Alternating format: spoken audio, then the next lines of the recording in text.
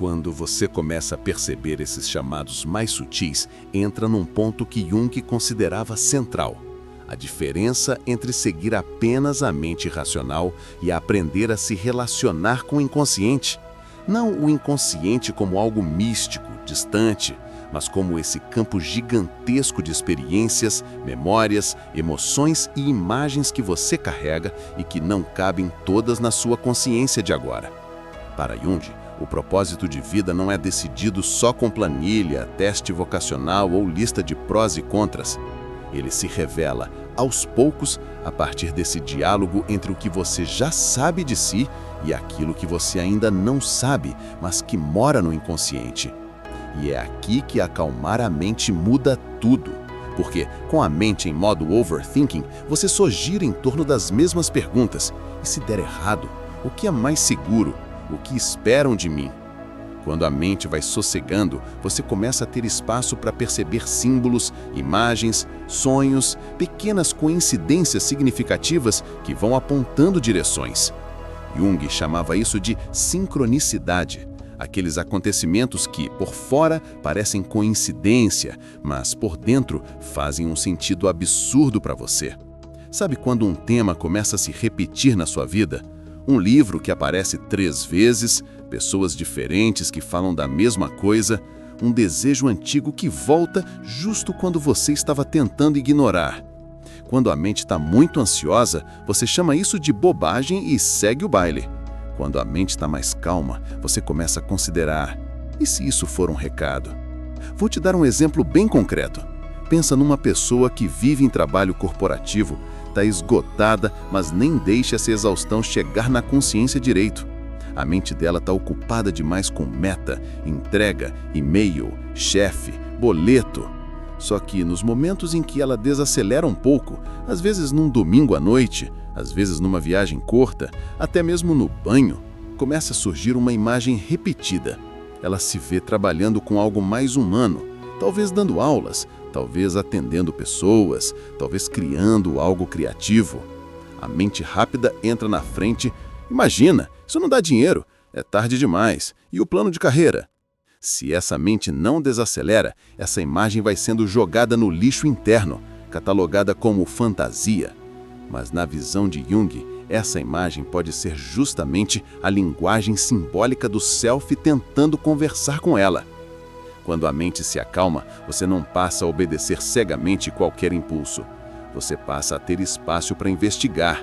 Em vez de, não, isso é loucura, você começa a perguntar: o que exatamente nessa imagem me chama tanto? Às vezes não é largar tudo e morar num sítio amanhã.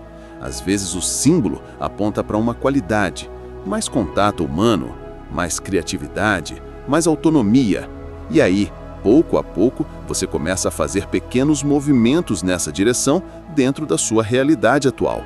É assim que propósito e realidade vão se encontrando, sem precisar virar um salto no escuro. Outra coisa importante dentro da visão de Jung é entender que essa mente acelerada, que não para de pensar, nem sempre está a serviço de você. Muitas vezes ela está a serviço da sua persona, essa máscara social que você criou para ser aceito, admirado, reconhecido. Então, quando você tenta ouvir algo mais profundo, logo vem a enxurrada de pensamentos do tipo: isso não é seguro, o que vão pensar? Mas você estudou tanto para estar aqui, você vai jogar tudo fora? Não é necessariamente a sua verdade falando, é o medo da persona de perder o lugar que conquistou. Acalmar a mente nesse contexto não é virar uma pessoa zen, que não sente nada. É criar um espaço interno onde a sua voz mais profunda, aquilo que Jung chamava de self, consiga ser ouvida, pelo menos um pouco, no meio do barulho.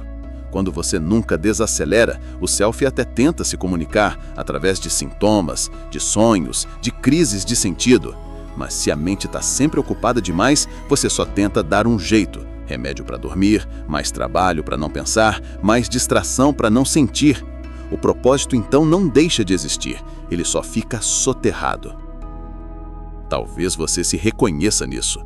Momentos em que, quando está prestes a entrar em contato com uma inquietação mais profunda, automaticamente pega o celular, abre uma rede social, liga uma série, começa a comer sem nem ter fome. Esses comportamentos não são só a falta de disciplina. Muitas vezes, eles são estratégias de fuga para não encarar o desconforto de perceber que a vida que você está levando não conversa com aquilo que você sente lá dentro. E aqui entra um ponto essencial. Encontrar propósito quase sempre passa por atravessar um certo grau de vazio, dúvida, silêncio. Acalmar a mente significa também tolerar esse campo mais nebuloso, em que respostas prontas não aparecem na hora.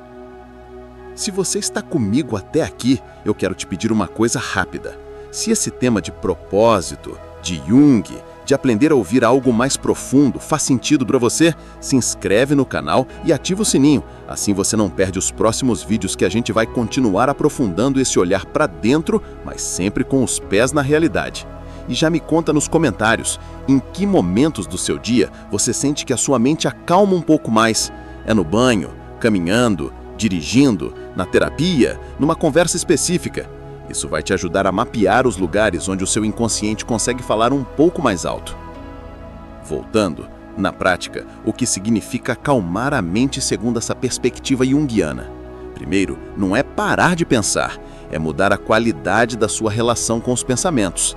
Em vez de se identificar automaticamente com cada ideia que aparece, eu tenho que, eu devia, eu nunca vou conseguir, você começa a observar esses conteúdos como conteúdos que passam, não como verdades absolutas sobre quem você é.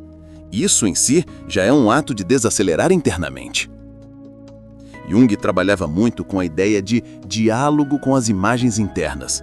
Hoje a gente pode traduzir isso, por exemplo, em práticas simples como anotar sonhos, registrar num caderno os pensamentos e sentimentos mais repetidos do dia, prestar atenção em quais cenas geram uma emoção desproporcional em você. Quando a mente está um pouco mais calma, você começa a olhar para isso com curiosidade em vez de com julgamento.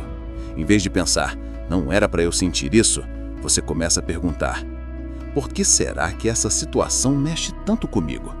É nessa investigação tranquila que pistas de propósito começam a aparecer. Porque propósito, na visão de Jung, não é só o que você faz da porta para fora, mas também quem você se torna ao longo da vida. Acalmar a mente te permite perceber não só o trabalho ideal ou o projeto ideal, mas também que tipo de pessoa você sente que precisa se tornar para que sua vida faça sentido. Mais honesto, mais criativo, mais autêntico, mais livre, mais em paz com a própria história. Essas qualidades são, muitas vezes, mais importantes que o rótulo profissional em si, e elas aparecem nas entrelinhas, quando o barulho dá uma diminuída. Quando você começa a perceber tudo isso, surge uma pergunta muito honesta. Tá, mas o que eu faço na prática para acalmar a mente e abrir espaço para esse diálogo mais profundo com o inconsciente? Porque não adianta ficar só numa conversa teórica bonita sobre Jung e propósito se isso não encostar na sua rotina de segunda-feira. Um primeiro movimento é criar pequenos rituais de desaceleração que sejam possíveis para você do jeito que a sua vida é hoje. Não precisa ser meditar 1 hora por dia num templo no alto da montanha. Às vezes é começar com 5 minutos à noite, sentado na cama, em que você simplesmente respira um pouco mais consciente e observa o que está passando dentro de você. Repara, quais são os pensamentos mais insistentes? Quais preocupações voltam todo dia? Que imagens aparecem quando você finalmente para? Você não precisa resolver nada naquele momento, só registrar. Aos poucos, isso já vai mudando a qualidade da sua mente, porque você deixa de ser engolido pelos pensamentos e começa a se relacionar com eles. Outra prática que conversa muito com a psicologia de Jung é o registro de sonhos. Muita gente diz, mas eu quase nunca lembro dos meus sonhos. Ok, mas se você começa a anotar, mesmo que sejam fragmentos, sonhei com água, tinha uma casa antiga, apareceu uma criança. Você está, de certa forma, sinalizando para o seu inconsciente: eu estou disposto a ouvir. Com o tempo, os sonhos tendem a ficar mais nítidos. E não é para sair interpretando tudo de forma literal, tipo, sonhei com água, então vou largar meu emprego e virar mergulhador. É mais uma escuta simbólica. O que esses temas repetidos podem estar querendo me mostrar sobre fases da minha vida, conflitos internos, desejos não vividos? Acalmar a mente nesse sentido é muito menos sobre parar tudo e muito mais sobre prestar uma atenção diferente. Por exemplo, você pode transformar uma caminhada que você já faz, até o trabalho, até o mercado, num momento de observação. Em vez de preencher automaticamente com podcast, música, notificação, experimenta em alguns dias caminhar em silêncio. Repara no seu corpo, na respiração, no que surge quando você não está distraído. Sim, provavelmente vai aparecer ansiedade, pensamentos incômodos, autocríticas. E é aqui que entra um ponto junguiano central. O problema não é o conteúdo que aparece, mas a forma como você se relaciona com ele. Toda vez que surge um pensamento mais sombrio, inveja, raiva, medo, sensação de fracasso, você imediatamente se condena. E isso reforça a divisão entre eu aceitável e eu inaceitável.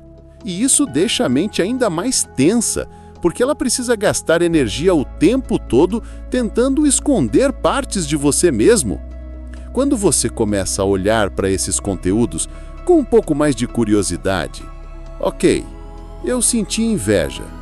O que isso está mostrando sobre algo que eu gostaria de viver e ainda não vivo? A mente vai relaxando, porque ela não precisa mais atuar como um segurança interno 24 horas por dia. Esse relaxamento abre espaço para algo mais criativo e mais verdadeiro aparecer. No fundo, acalmar a mente para encontrar propósito também significa aceitar que você não vai ter todas as respostas de uma vez. Jung falava muito da vida como um processo de individuação, um caminho de se tornar quem você é, e não quem esperam que você seja. Isso não acontece num fim de semana de imersão, nem num único insight. É quase como ajustar o curso de um navio. Uns graus para um lado hoje, mais alguns amanhã. Mas se você não cria momentos mínimos de silêncio, de pausa, de sinceridade consigo mesmo, você nem percebe que está indo na direção contrária do que faria sentido para você.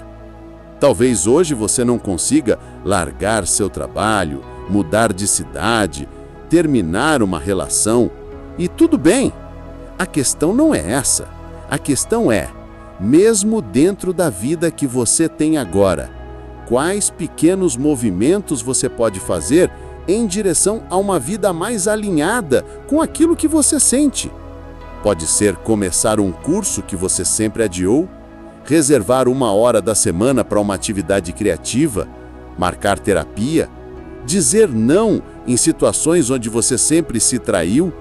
Quando a mente está mais calma, você consegue perceber o que é um desejo real e o que é só fuga.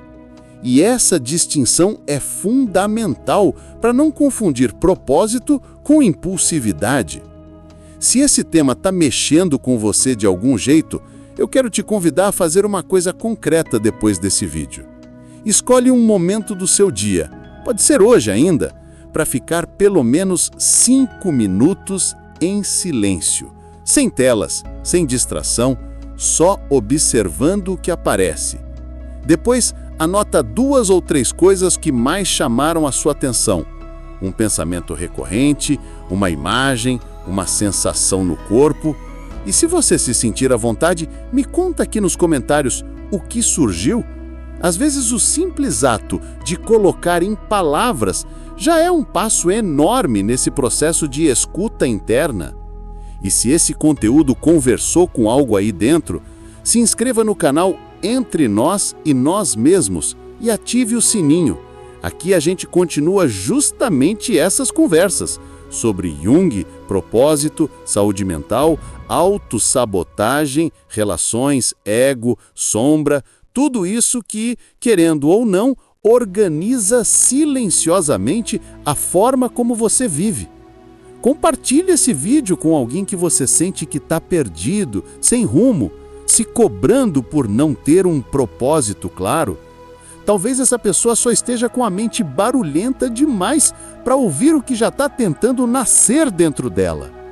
No fim das contas, acalmar a mente não é um luxo, é uma necessidade se você não quiser passar pela vida no piloto automático. Quanto mais você aprende a fazer isso, do seu jeito, no seu ritmo, mais você percebe que o propósito não é um lugar onde você chega, mas uma forma mais verdadeira de caminhar.